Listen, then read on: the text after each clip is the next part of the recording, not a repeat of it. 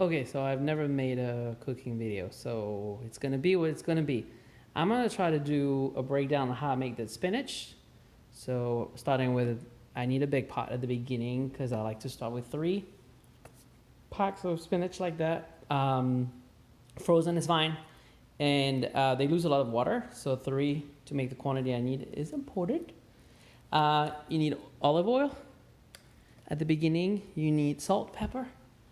And if you have garlic powder and onion powder and you don't want to chop things, that works just fine. So the first thing I'm going to do is I'm going to heat up some oil with garlic powder and onion powder to flavor it. And then right after this, I'm going to put the frozen spinach in there and I'm going to cover. The goal is to have them defrost and kind of start sauteing a little. So we're going to do that. So that's what it looks like. I just have oil, garlic powder, onion powder, and I'll put also salt. I put salt multiple times because spinach can be bland. And then I'm gonna heat up that oil, and when it's hot, I'm gonna add the spinach that I'm gonna get out of these boxes. All right, so this is what it looks like once the oil is hot and the big blocks of spinach are in there. On the box of the thing, they say to put them in water to help them defrost, but it's not necessary. There's plenty of water around here, so I just don't add water because it's gonna actually give out a lot of water. And then at the beginning, I'm gonna cover because you want it to defrost faster this way, so then it's gonna just become like real spinach. And then after this, I'll uncover so that the water starts to evaporate. But right now, we'll cover for like, I don't know, 10 minutes. And then once in a while you peek. And if you can stop breaking the blocks, that makes the process faster. Let's see. Oh, it's a little too early to break them. Oh no, it starts. You can stop breaking them.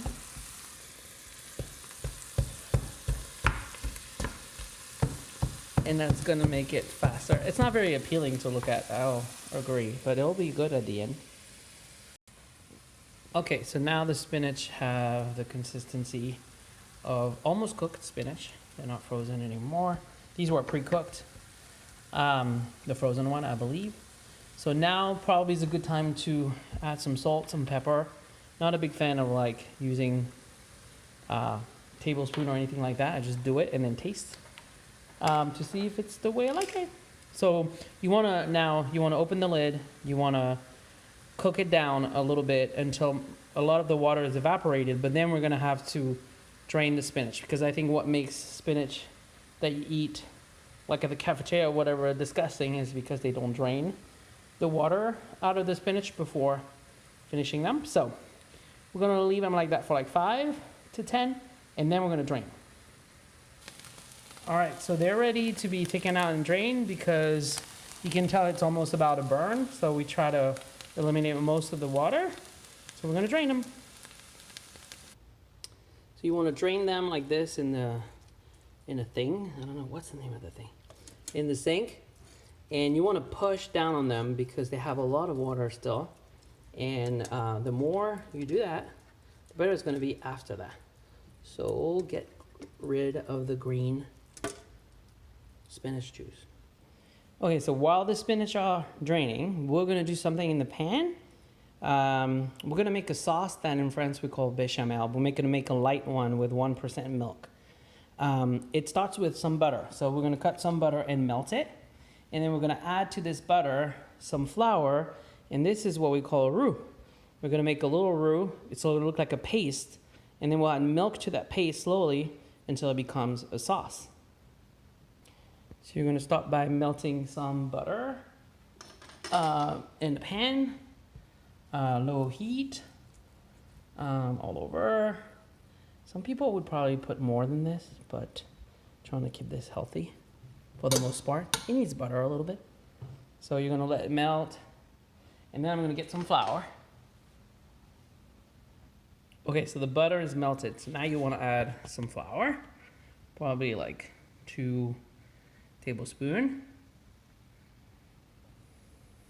And then you want to incorporate your flour to this mixture. It's going to look weird. It's going to look like a paste, and you're gonna think that you're doing it wrong. But later on, this is gonna become a very nice sauce. And the thing is, it's gonna feel creamy, like you put some cream in it, but you actually didn't put cream in it. So it's a little bit healthier, even though there was butter. I'm aware of that. Okay, so once you get to that, we can start getting some milk. I don't know if I'm gonna do a good job right here. So you wanna pour a little milk, and then you want, make sure the heat is not high. It might be too high there. I might need to take it off. And then you wanna do this a little bit, like a little bit at a time. Then I'm gonna do it again, obviously. And then repeat the process until you're gonna start feeling the change in consistency, and you're gonna start seeing this turning into some kind of creamy mixture that we call a bechamel. So I obviously have to do it again.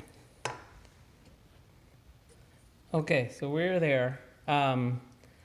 It's a little more liquid than some people call bechamel, just because I didn't want to put too much butter at the beginning. But I'm okay with that. And then if you want to thicken it a little bit, you can always add a little more flour, which I might do right now. And then we're going to be ready to bring the spinach back into this. And we're almost going to be done. Okay, I don't think I can do this while holding the camera up. But here's the spinach. You notice that I push really hard to get most of the water out. And then I'm just gonna dump it in there. And now you can just incorporate, oh, I got 2 spoons. Oops, not what you would do on TV. Now you can just mix the spinach with your sauce. And then I would taste one more time. I'm gonna remove that. I would taste one more time for salt and pepper. But then, so you mix them up into the sauce. And then the thing that my kids really like at the end, and I do too, my mom got me used to that, is some cheese, some shredded cheese, shredded mozzarella, or whatever you have. And then add it to the spinach. And then you can serve them like this, but you could also put them in a dish in the oven, and maybe some breadcrumbs on top or whatever. And this is my recipe for creamed spinach, but without using cream. And that's my mom's recipe, but also my grandma's recipe. So from generation to generation, across a couple continents. There we go. Hope that you will try it.